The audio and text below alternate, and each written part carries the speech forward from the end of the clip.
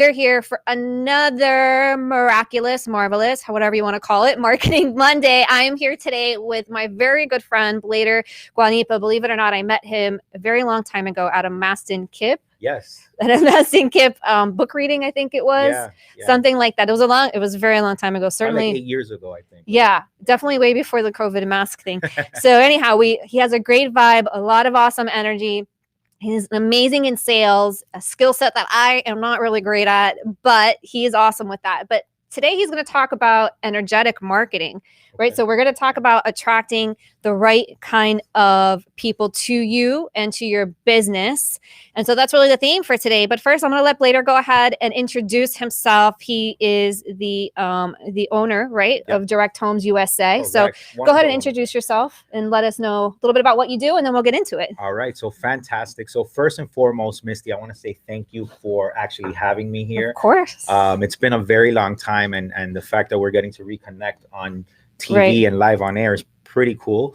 So thanks for that. As far as myself, like I said, or like Misty said, my name is Bleider Guanipa, and it's really pronounced Blade. One of the things that I love to do is to have acronyms for things. And even when I met Misty back in the day, is something that really helps me stay on track and stay on task.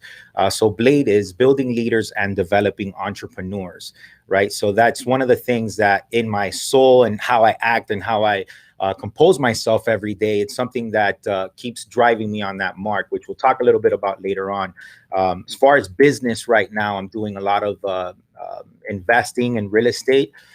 We actually started a couple years ago, our company, and we started doing wholesaling real estate, and we've transitioned into now having our own construction team to do fix and flips, DS Home Pros. Shout out to you guys. We also have another great partner in us, and just don't want to name drop, but there's a lot of stuff going on. Mr. 1212 Global, my partner George. Shout out to you as well. And of course, I have BG Sales Solutions, which is my oldest running company, is my consulting company. And we'll talk a little bit about that. I think that's what we'll kind of focus on today. Yeah, perfect. I love it. So again, I want to thank you for taking the time to be here. I always pick up tidbits from you, and we always have such fun conversations, and I love the energy behind it. So speaking of energy, so one of the things you always talk on the show a lot about marketing tactics, but when you and I have talked about before is even if you're somebody who is brand new to whatever it is that you're doing and you've done zero marketing, right? Like you've done zero marketing, how can you position yourself in a way and that people will seek you out? Right. And for me, Misty, look, I'm sure after you guys see this, I'm really not the best at social media marketing, and maybe we'll talk a little bit about that later, Misty, because I know you are. But I'm really great at building relationships with people. I'm really great at making sure that I'm listening, right? Active listening to people, right? Whether we're in business, I'm genuinely curious about what you have to say, and I'm always thinking of how I can provide value to people. I think that that's a real core value that I have. It's not just because I want to sell you something. I'm always looking to help first and sell later, right? So I think that if you're like me and you have some of these passions to help people, whether it's in real estate transactions, whether it's in your marketing business, whether it's in, whether you're knitting knits and want to do gloves, whatever it is, right? You have to make sure, in my opinion, right, that you're looking to solve a problem for the person that is your client, right? So yeah, I love that. And so how do you have a natural conversation with somebody about that without coming off? Okay, because sometimes I get really self-conscious about this, right? All right, so I'm having a conversation with somebody and I want to provide value to them. Obviously, you would love to work with them, but how do you know, okay, how do I make my conversation make sure it's valuable, not and still make them want to buy from me without coming off as salesy, right? I don't know if that makes sense, but you know what I'm talking about? You have those conversations and you're like, oh my God, am I either giving everything away for free or am I sounding too much like I want like a salesperson? We call it commission breath. Right? Commission breath. Right? I love that. You don't want to have commission breath, right? Yes. What you want to do is you want to walk into a sales or negotiation with a, with this sort of attitude where, and I know this is hard to do in the beginning if you're just starting out, because you want to have every single client, you want to help everybody out, especially if you're, in a coaching type business or something like that. But the truth is that you have to realize that your product and your service is not for everyone. That's the number one thing I think that we really need to embed in our minds, is that our product or our service is not for everyone, right? Like a Toyota Camry fits a certain demographic, a Lexus, a Bentley, whatever it is, that fits a certain demographic. You have to know that not everyone is going to be able to attain that or to acquire it, and people don't want to, right? So one of the things that I tell my guys, my team, to lead with is always go and seek for the no. Right. So even when I call people and we do a lot of cold calling to attract, sellers or whatever it is, right? The first opening line that we use is, hey, Misty, did I catch you at a bad time? Right. So a lot of people say, hey, did I catch you at a good time? Looking for a yes. Right. But if you look for a no, it tends to hit a little bit different. And you're like, no, it's a good time. Right. True. That's true. That is true. Right. Or you'll say, yeah, you know what? You're giving them permission to tell you no, which most salespeople or rookie salespeople don't do. So if it's not a good time, you don't have somebody on the phone just nice and wanting to just not be rude to you and get you off the phone and not really paying attention. What you want is for them to tell you, you know what? It's not a good time. Give me a call back at this time. So it's being authentic as well, and allowing your client to be authentic and open and honest with you. Yeah, I love that, because imagine if you were the one getting a call and someone says to me, oh, do you have a few minutes? Thinking, okay, fine. Now I feel obligated to say, yes, I have a few minutes most of the time, unless I'm really crazy, then I'll say actually no. But if you say, is this a bad time? And then I feel like I have permission to say, actually, I have a few things going on right now. Can you call me back at this time? Right. So that's an awesome tip. I love that one. Right. So, and what you're doing there, Misty, is you're really just taking the pressure off, right? You're taking the pressure, that sales pressure, because let's be honest, anytime that you talk about your business to someone, for the most part, if it's a client, and you want to sell them, you really can't, again, if you're not trained, skilled, and things like that, you're gonna oversell it. If you're, the 80-20 rule in sales or wherever it is, right? We want to make sure that whoever our client is or whoever the person we're attempting to sell to is the person that is talking the most, right? For 80% of the time, you only want to ask questions and kind of lead them into a discovery where they're like, wow, you know what? I actually do need your services. Right.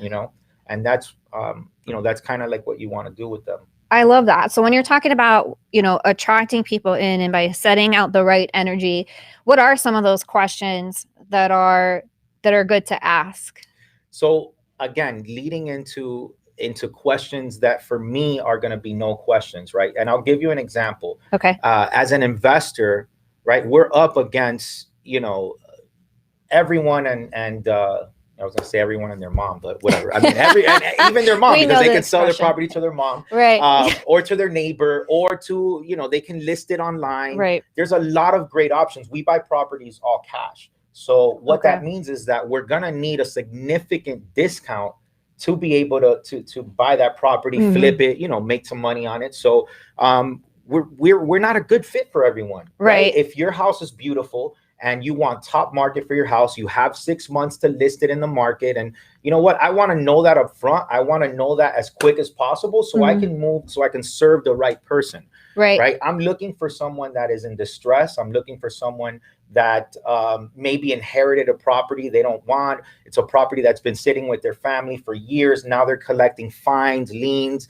Maybe they have squatters. Maybe, again, it's a problem property, right? So we're looking for a specific type of client.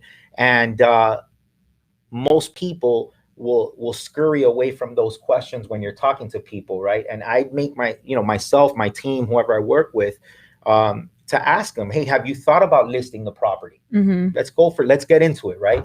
No, I haven't thought about listing. Okay, check. Have you thought about maybe repairing it yourself? Right? Oh, no, I can't do that because My back hurts, I have all these issues, whatever. Okay, great, awesome. Was there anyone that's going to be upset if you sell this property at a discount? Right, because those are what are called deal killers, right? Right. So if you get those out of the way in the beginning, you get them. So you do the qualification by asking these questions, right? And you look for the no's for those deal killers. Look for the no's up front. Really good tip. I hope you guys are writing this down. Get the deal, mark out your deal killer questions, right? And ask those questions and get the no's so that you know if you can move forward. Yeah, I love it. You want to know if this is the perfect fit for you. And again, one of the things that I say throughout the conversation is I might not be the good fit for you, right? I might not be the sales coach for you. Maybe I'm, have too much energy, or maybe I, expect too much, or maybe I'm not the investor for you, or the person for you. I might not be a good fit. And if at any time you feel like that, Misty, it's 100% okay. Just let me know.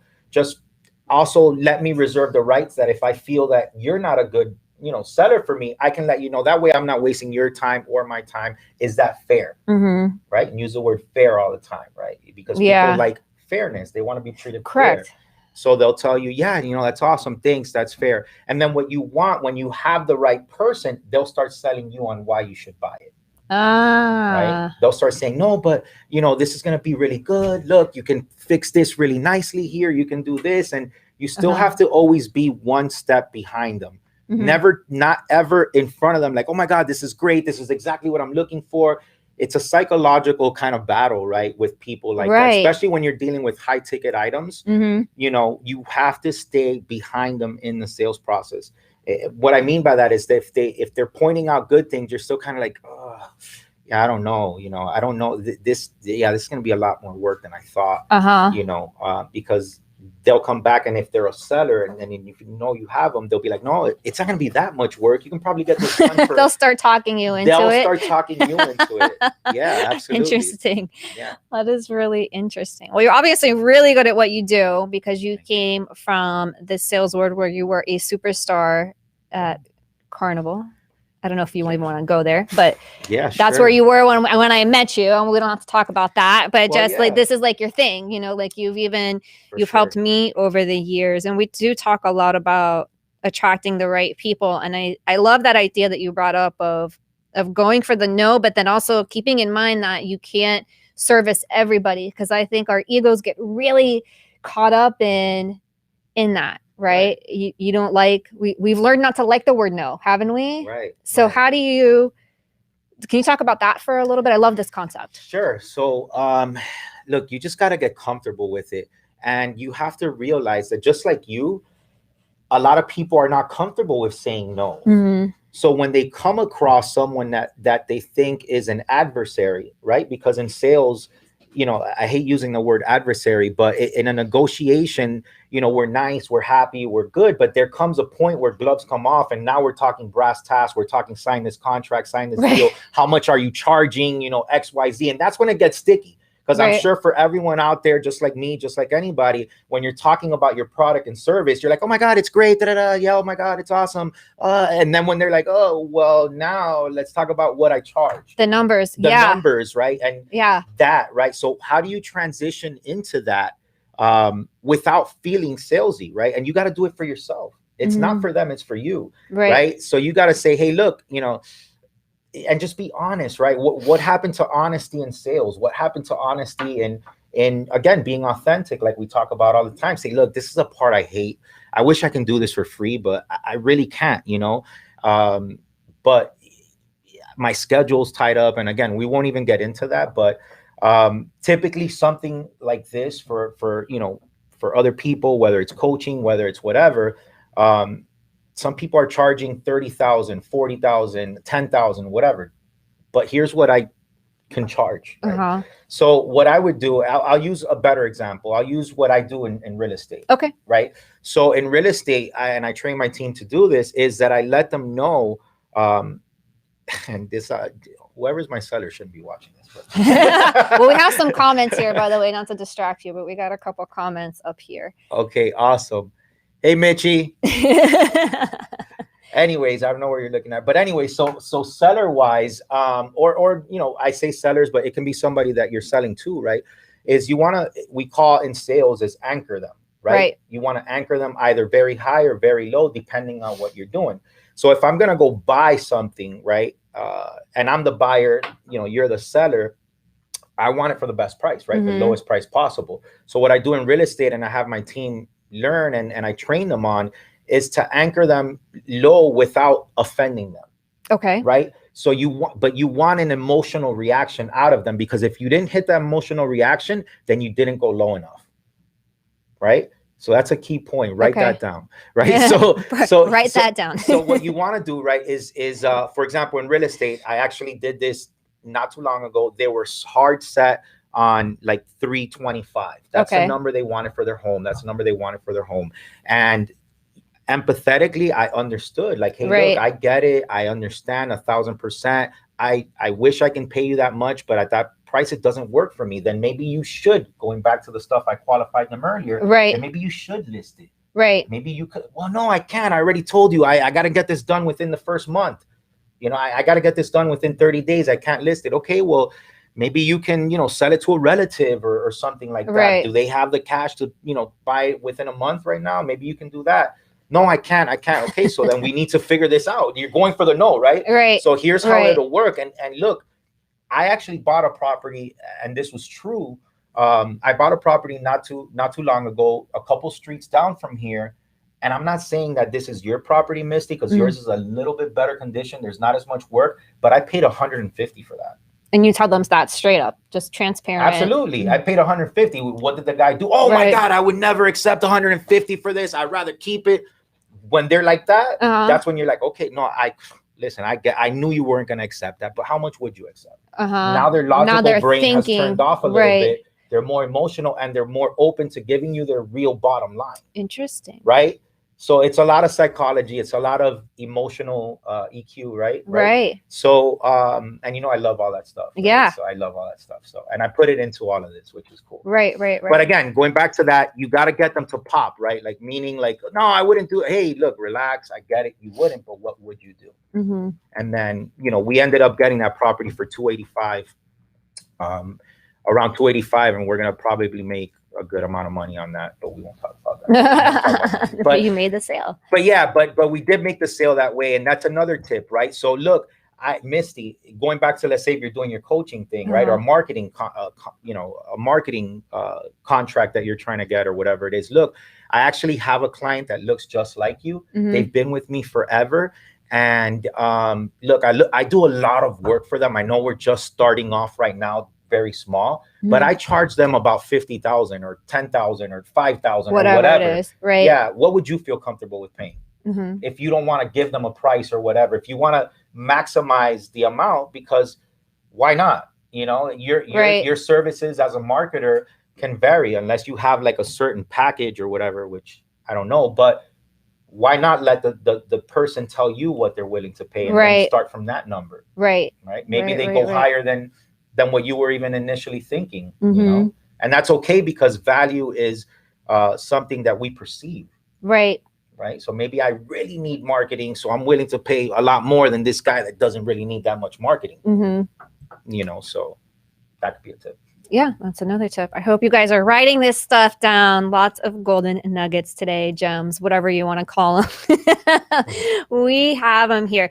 So, all right. So along those lines, we're talking, I want to go back to a second with the EQ, with the emotional intelligence part of it. How important is that in building the relationships that lead to sales and working together with people? Because at the end of the day, I have to imagine that it's not just the sale, it's the relationship with the person that you're trying to service. Yeah, absolutely. And for us, look, we are at a point where, like you mentioned, I started at Carnival Cruise Lines, and my whole life have been managing teams, and have been creating, and shout out to Carnival, whoever's watching from there, because I love you guys, and you really, gave me something that I've been able to really expand and be very successful at implementing for myself and other businesses that I've done consulting for, and I've helped build their sales teams. And the backbone of all of that is what we learned, or what I learned at Carnival. Right. But to go back to that question is how you implement, the EQ Actually, what was the question? Now I lost. Well, I just wanted to. That wasn't really a question. We have another comment, by the way. Oh, cool. George Alejandro. Yeah, George. What up, George? My partner. There you go. There you go. By the way, can you send that out like on our thing so that people can log on? Yeah, we're gonna get the link. I'm gonna send them over to Bleider, but let's make sure that we get this segment sent out. I don't know if you have a newsletter list or anything like that. Your social media. Yeah, social media. We got to get it out there. I don't know if George, if you're the right person, but I can help with that. Maybe Michelle can help with that and put it in there because I'm horrible at it as far as social media. Everybody brings their strengths, right? Yeah. So that's okay. So let's circle back to this for a second. All right. So I like earlier how you said the commission breath thing too, right? So to me, when I'm selling, so I think what I do is a little bit different because it's more of like a long-term service, whereas you're doing like, okay, it's a cash, we're going to do a sale and and there's like a process to it, right? It's like a step each of the way. We even have people who are watching who run like restaurants or boutiques. And so now they're selling for, they're in retail or they're selling products or services or stuff like that. So can you talk about the concept of emotional intelligence in the way that you're presenting yourself, right? That because a lot of it is about energy, right? And we talk so much in marketing, and I think this is a huge point in sales too. Going back to some of the questions that you were giving examples of earlier, is just listening. Absolutely. And that this concept of like matching and mirroring, like if somebody's highly energetic, maybe you want to be on that vibe with them, or maybe they're, really slow and you want to take slow and methodical time in that conversation too. So I think that all comes back to in serving your customer, but taking that energy and even that emotional intelligence that you can perceive from that energy and from their words, from their actions, from their facial expressions, etc., their tone. And that's a great point, Missy. And look, people buy from people that they know, like, and trust. Of course. We talk about that all the time on this show. That's the number one thing I always say is people do business with people that they like, period. Like that's what we talk about. Absolutely. And that's why it's so important to mirror people. That's why it's so important to feed off of energy. Right. And it's okay to recognize that there's something not gelling with this person. And there's something, and that's what, as us doing the sale, I guess we have to also recognize that too, because do you want to get into something that you know is not going to work and be in a position of letting that go, right? Because, again, without getting too much into it, right? What is real cannot be threatened, and what is not does not exist, right? Well, there you go. What is that from the? I forgot from where it's from, but we'll quote that later. Yeah, we'll have to pull that quote. That's a good one. Of Course in Miracles. Oh yeah, I haven't seen that one. That's awesome. Okay. But yeah, so just having that attitude, like if we're meant to be, we will be, and if not, it's okay. Right. Right. So I think that's very important, and to come from that position of power, that that you are serving them, and if they don't see it, they don't want it, they can't understand it, then that's okay. Right. Right. And letting that go. So. Learn how to, I'm huge into learning, that I'm huge into I definitely have a huge student mentality. I think psychology is so big in sales and understanding people and communication and being able to really to serve those around you. And whether you're in the restaurant business, whether you're in real estate, we also have long-term relationships because we partner up with investors.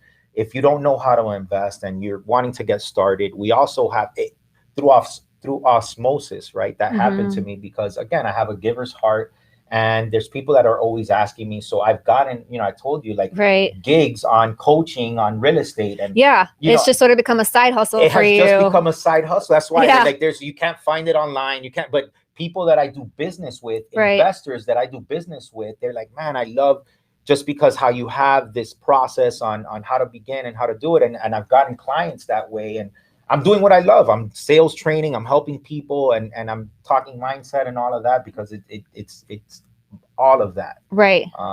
So I love it. So yeah. I love it. All right. So we are probably going to run out of time soon, but what is your number one or two or three, and because this might be a hard question, mindset tip?